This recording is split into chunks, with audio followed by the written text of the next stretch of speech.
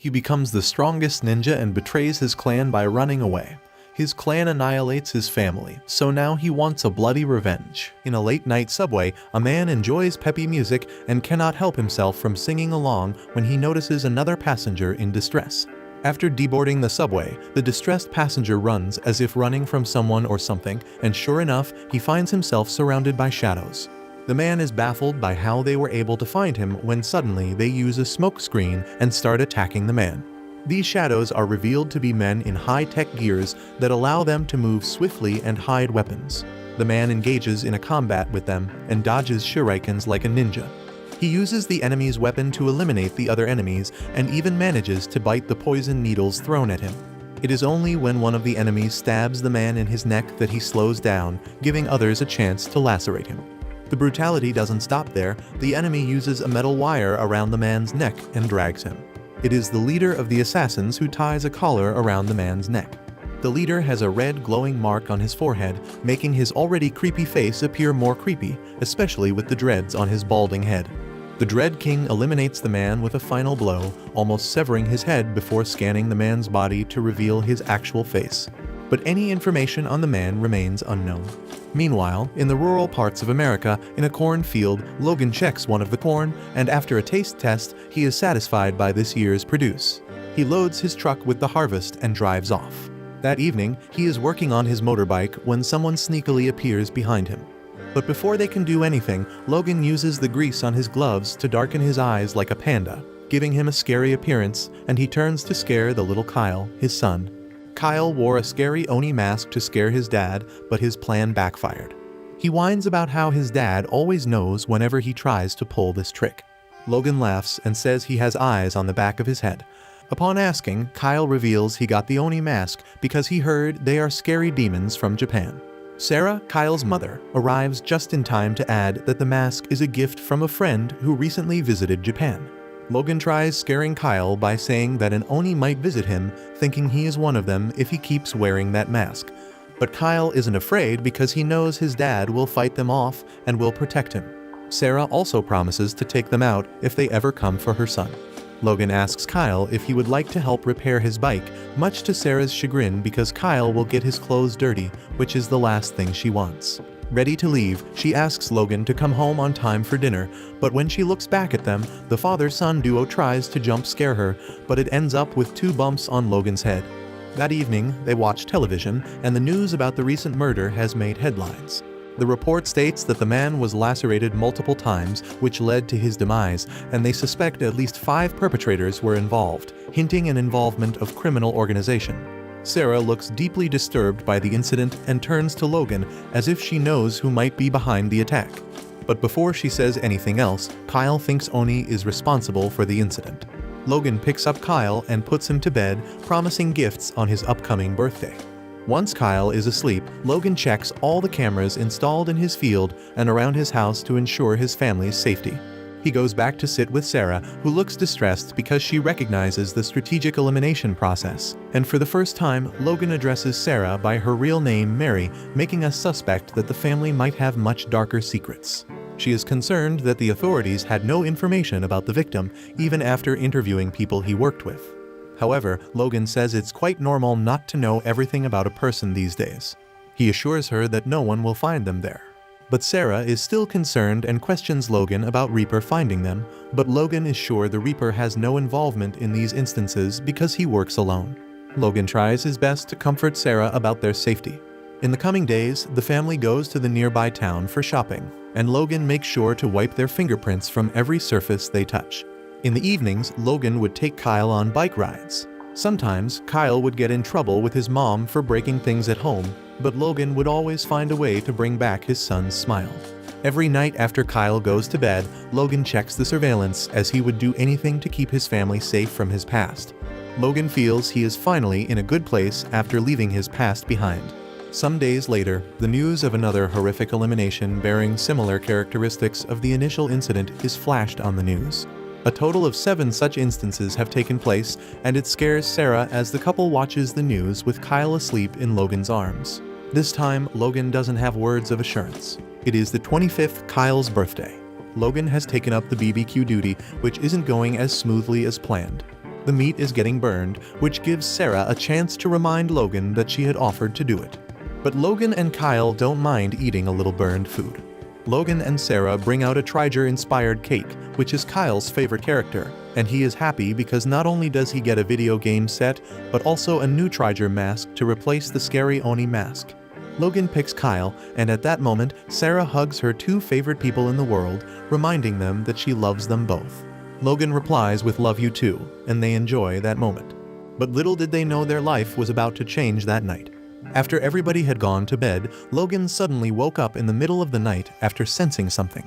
Sarah also wakes up looking concerned, but Logan asks her to stay put and walks to his living room to check if everything is fine. He notices the same assassins from previous instances lurking behind the windows. Suddenly, they attack him and enter the house, smashing through the windows.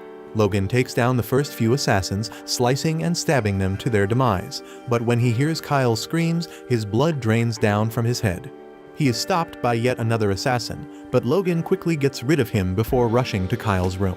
He runs upstairs, but gets attacked by a hidden assassin who uses poison needles that pierce his neck. But that doesn't stop Logan from reaching his son, and he crawls the rest of the stairs.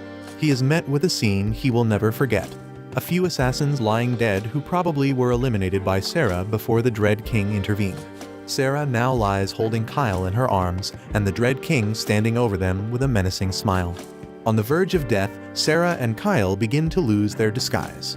The Dread King admits she put up a great fight before he stabs Sarah in the neck, draining her life. Logan too gets stabbed in the heart by the same assassin who is hiding in the stairs. He falls down helpless when sirens are heard from the distance. Someone snitched on them, which makes the assassins leave abruptly before the police enter, but not before ensuring that Logan is dead. The police later find 3 bodies lying in a pool of blood. In the mortuary, Logan lies covered by a sheet when he suddenly comes back to life. He falls off the table and remembers the sight of his wife and child lying dead, which makes him throw up. He soon passes out, and when he wakes up, he finds himself lying on the hospital bed. He slips in and out of consciousness while calling out to Mary and Ren that were the actual names of his wife and son. Logan is conscious again and finds the doctor standing by the side of his bed. The doctor asks him to take it easy and explains that he was pronounced dead but miraculously came back to life. He asks if he remembers anything, and Logan asks about his wife and son. The doctor regretfully informs him that the two lost their lives. Logan cries in silence. Later, 2 FBI agents come to pay Logan a visit about the incident. They are surprised too, as coming back to life 24 hours after being pronounced dead is nothing short of a miracle. The doctor allows them to see Logan, but asks them not to agitate him too much. The agents introduce themselves as Mike and Emma. They ask Logan if he remembers who attacked them and what was their motive. Logan, however, chooses to remain silent, but he clutches onto the bedsheet, which doesn't go unnoticed by Mike. Mike doesn't press much and places his card with his number on the table before leaving. Mike suspects that Logan knows who the perpetrators are, but is deliberately not talking about them. So he asks Emma to keep an eye on him at night. That night, Logan sits on the roof in his wheelchair while Emma stays nearby, giving updates on him to Mike.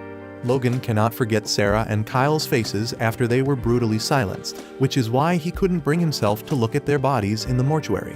Something snaps in him, and in a rage, Logan pulls out a poison needle from his wrist, and using the needle, he stabs himself in the heart, which starts transforming him.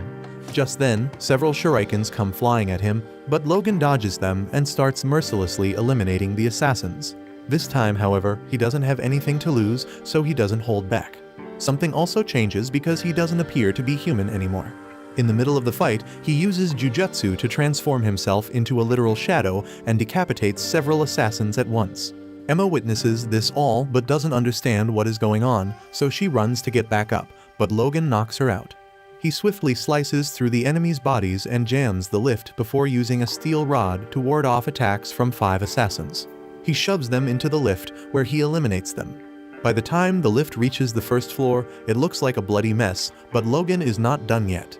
An army of assassins waits for him on the first floor as Logan, now transformed into a true monster, faces them. Meanwhile, Mike arrives at the hospital for his shift. He tries calling Emma, but she doesn't pick up, which frustrates him. He walks towards the elevator, where he is met with a sight straight out of a horror movie: a dozen men massacred brutally. Logan finishes off the last assassin before facing the Dread King. The Dread King laughs, half impressed that Logan isn't dead. Logan immediately recognizes him, and without wasting a second, he pounces on Dread King, seeking his blood. The Dread King puts up an impressive fight and even manages to put a collar around Logan, but Logan severs the wires. They indulge in a severe sword fight before Logan, using his jujutsu, transforms into multiple shadows and stabs the Dread King. Logan doesn't stop there and stabs him several times, bringing him down before asking him how he found him. The Dread King mockingly says that Logan can change his appearance, but he cannot escape his fate. Logan touches his face to disable his false identity and reveals his true face before ending the Dread King. Now that he has eliminated who took away his family, he goes to see Sarah and Kyle one last time in the mortuary, and it is revealed that they too carried a false face to hide their identity. Later, Logan returns to his home and drills a wall to bring out a box that contains his family's pictures with their real faces. Mary, who had dark hair and brown eyes, assumed the name Sarah, a redhead, while Ren, with the same features as his mom, assumed the name Kyle, while Joe Higgin became Logan. He sets his home ablaze before donning the mask and reclaiming his former identity as the legendary Ninja Kamui. Higgins' clan story begins in the land of the rising sun that harbored secrets of art forbidden from being shared with outsiders. The clan took its mission seriously and did everything in its power to maintain peace in Japan. With the increase in terrorist attacks, this secret organization had to leave the jurisdiction of Japan and fall under a new authority of greater power. The change in circumstances meant the secrets of their art no longer remained secret and had to be shared with the foreigners. This was done for the welfare of Japan. Any of those who disobeyed this decision were exiled and exterminated. Higgin watches his wife and son die all over again in his dream before he wakes up sweating and panting. He sits in a chair before Dread King, who hangs upside down from the wooden ledge on the roof of a warehouse. Higgin tries standing, but his legs give in and he falls to the ground. He hears a familiar voice as a cat walks up to him. The voice is that of an elderly man with a deep tan, wearing round glasses and funky clothes. He is basically a cat magnet who is surprised to see Higgin in such a pathetic state. The cat man helps Higgin rest on his bed while he prepares medicine for Higgin's wounds and listens to his tragic story. The cat man asks why he doesn't have his disguise on, to which Higgin tells him that the organization has somehow found a way to see through the masking system they have been using. He further asks to stop his treatment because it is useless now to save him, which makes Catman wonder out loud why Higgin is always so beat up whenever he sees him. The Catman is a doctor, which is self-explanatory why Higgin always meets him in a beat-up state. The Catman notices Higgin's arm blighted after using the secret art of Stark Awareness. He advises Higgin never to use it again or it will cost him his life next time. The Catman is baffled to see that the wound Higgin received is fatal, yet Higgin is alive before him. He suspects it could be either dumb luck or someone out there deliberately kept him alive. Catman informs him it'll take 5 to 6 days for him to recover, after which Higgin intends to question the man he has kept tied. Catman starts stitching Higgin up when Higgin again loses consciousness. When he wakes up, it is already evening and the Catman is long gone with his cats. He has kept several bottles and medicines for Higgin and a backpack with burner phones and some other essential items. Higgin checks the bag and finds Mike's card. He then proceeds to torture the Dread King and stabs him several times, but it doesn't make any difference as the Dread King only spews filth. For the next 2 or 3 days, Higgin uses Dread King to practice his stabbing skills. The Dread King doesn't seem to learn his lesson and talks about Sarah's final moments and how her eyes glared with anger and hatred. But he doesn't realize that he is only provoking Higgin to torture him more. As expected, Higgin burns a matchstick and warns the Dread King that he is going to burn him alive, and show him the pits of hell where he'll hear the sound of skin being peeled off, bones being shattered, and spine ripped out whole. In spite of his heart stopping, he will not be blessed with an easy death, and in oblivion, he'll tremble in fear of the Oni that lies beyond. Higgin releases the burned matchstick and sets Dreadman on fire. His blood-curdling screams fill the warehouse before everything goes silent, and at last, Dreadman's misery comes to an end. Meanwhile, at the FBI headquarters, Mike argues with his superior for taking him off the case. Mike is frustrated and remembers what a horrible scene he had witnessed in the hospital. Since they don't know who the blood belongs to and don't have any surveillance footage that they can investigate, they are left with no choice but to put an end to the case. The orders are directly from the top-tier officials to not get involved in the investigation. The superior advises Mike not to take a risk just before his retirement, but this irks Mike even more. He reminds the superior that Emma saw everything, but the superior asks him to question Emma again. Mike is enraged and goes to confront Emma for changing her statement. Emma, however, remains calm and tells him they need to be obedient on the surface to survive in their organization. She admits that their superiors are trying to cover up some shady business, so they need to play off cool to avoid attracting attention. She has already started investigating Logan and his family and found that all these names were aliases. They don't actually exist the same as the previous victims, making Mike wonder what the hell is going on. Meanwhile, Higgin is ready to move from the warehouse. He clutches tight onto a device that is supposed to protect everyone, including him. Higgin sets off to all the possible hideout locations used by the secret organization but finds them vacant. His journey takes him to places, but with no luck. After traveling for days, one evening, Higgin is sitting in a bar when two sheriffs walk in. The bartender's expression suddenly changes because he knows they are there to collect money as they usually do. When he hands them the month's share, the sheriff resorts to violence because the amount is not enough. The other sheriff spots Higgin and decides to bully him by stating the increase in motorbike theft in that area. He asks Higgin if he is involved in the incidents, but when Higgin doesn't respond, the sheriff asks for his license. But when Higgin ignores him the second time, the sheriff attacks him. But he is no match for Higgin, who breaks his arm in one swift sweep and knocks him out in one punch. Higgin leaves several $100s on the table and starts leaving, but the other sheriff brings out his baton and attacks Higgin from behind. Higgin dodges the attack and throws a punch at him, only to stop a few inches from the sheriff's face, which is so strong that it creates air pressure, and the sheriff experiences G-force just by standing there before he goes flying across the counter. The large tip was probably because he had anticipated a certain amount of damage. At the FBI headquarters, Mike becomes restless because he has nothing to do, and Emma is busy playing video games. Emma reminds him that criminals are doing deals in VR these days, which is why they need to keep up with the technology. Mike soon gets a call from Higgin. Mike throws his newspaper on Emma's face to grab her attention and signals her to trace the caller's location. Higgin asks to meet Mike as he has some questions for him, but Mike counter-questions him about his true identity, which makes Higgin break his burner phone. Mike again gets a call from another number, and Higgin tells him to meet and asks him to decide on a location. Mike asks him to meet at a Chinese restaurant the following day. However, they fail to trace Higgin's location before he disconnects. Higgin breaks that phone too and makes his way to the city.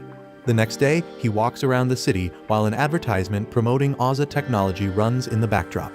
Higgin walks to a tall building to observe the place Mike invited him while Mike is already there and is in a verbal spat with the owner because he is too lazy to take orders. Higgin soon shows up, and seeing his attire, the owner warns Mike to pay for any damages that might occur and leaves the place. Since Higgin is wearing a mask, Mike asks him to show his face so he can determine if he is the real deal. But Higgin isn't there to waste time and almost starts leaving. Mike stops him and engages him in a conversation. He reminds Higgin that he is in danger of being spotted. Higgin gets straight to the point and asks Mike for any leads in the serial murder case. Mike asks him if he is ready to answer his questions in exchange for the information, and Higgin agrees. But Mike suddenly pulls out his gun and mocks Higgin for misunderstanding him. He asks Higgin to get on his knees, put his hands behind his head, and tell him everything that happened at the hospital that day. Before Higgin can react, the Oza Eats delivery boy barges in with an order. Soon after, another delivery boy barges in and takes the order, distracting Mike, but not enough to put away his gun. Mike plans to arrest Higgin, but when an Oza Eats delivery boy barges in the third time, he realizes something is wrong. The delivery boy attacks Higgin with extendable machetes, but Higgin dodges and his mask comes off. Mike takes seconds to register what is happening and tries to shoot at the delivery boy, but the boy retaliates, and as he is about to gravely injure Mike, Higgin intervenes and saves Mike. The two engage in close ninja-like combat, and Higgin uses the secret art of Stark awareness to produce multiple shadow arms. But it so happens that the enemy is not one but two. One of them attacks Mike, but Higgin saves him again and shoves him in one corner before lighting his swords on fire and resuming attacking the two enemies. It doesn't take much time for Higgin to behead one and stab the other between his eyes, putting an end to their truel. Mike finally speaks and pleads with him to tell him who he is. So Higgin takes out a device from his pocket and puts it on his neck, revealing Logan's face, and tells Mike he is a ninja. Mike is shocked because he had only heard about them but didn't believe their veracity. Higgin tells him he and the people who attacked him are all ninjas. Suddenly, they find themselves surrounded by the enemy, and the enemy starts firing at them, forcing them to take refuge behind a table. But when the enemy fires a missile at them, they know the table won't be of much use, so they hide behind the counter. The enemy quickly flees, and Mike walks out coughing, but Higgin is long gone. Mike inspects the machetes that the two boys used and is astonished to find how sharp they are. Thanks to his body armor, that he is still alive after being scratched by it. He wonders what alien metal was used in its making that it didn't even scratch after slashing through iron. Suddenly, the same Ozza advertisement plays for the umptieth time, and Mike turns to look at the huge screen, same as Higgin, who looks at the person on the screen scornfully. Meanwhile, at the headquarters of the secret clan, someone informs the Master that Higgin is still alive, much to the Master's chagrin. Watch this next video. See you on the next one.